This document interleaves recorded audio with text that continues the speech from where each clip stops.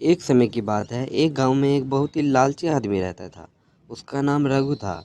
रघु के पास पहले से ही काफ़ी संपत्ति थी, लेकिन उसे हमेशा और चाहिए होता।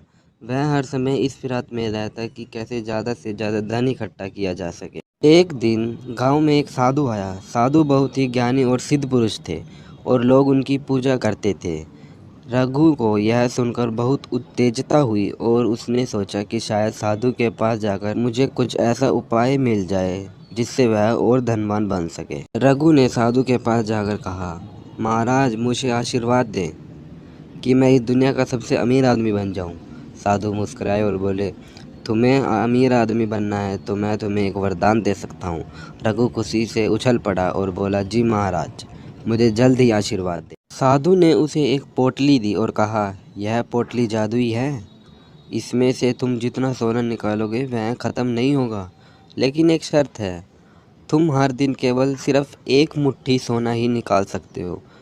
अगर तुमने उससे ज़्यादा निकालने की कोशिश की तो पोटली का जादू ख़त्म हो जाएगा और तुम्हारा सारा सोना गायब हो जाएगा। रघु बहुत खुश हुआ। उसने साधु को धन्यवाद दिया और घर आ गया।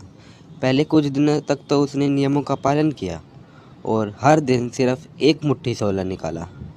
कुछ ही दिनों में वह और भी ज़्यादा अमीर हो गया, लेकिन उसकी लालच बढ़ती गई और उसे लगा कि अगर वह और सोना निकालेगा तो जल्दी ही अमीर बन जाएगा। एक दिन उसने अपना धैर्य खो दिया और पोटली से एक के बजाय 3 मुट्ठी सोना निकालने की कोशिश की। अचानक पोटली का जादू खत्म हो गया और पोटली का सारा सोना गायब हो गया। रघु को बहुत पछतावा हुआ, लेकिन अब कुछ नहीं हो सकता था। इस घटना के बाद रघु को समझ आया कि ज़्यादा लालच करने से नुकसान ही होता है। उसने साधु की दी गई सीख हमेशा याद रखी और अपने लालच पर काबू करना सीख लिया।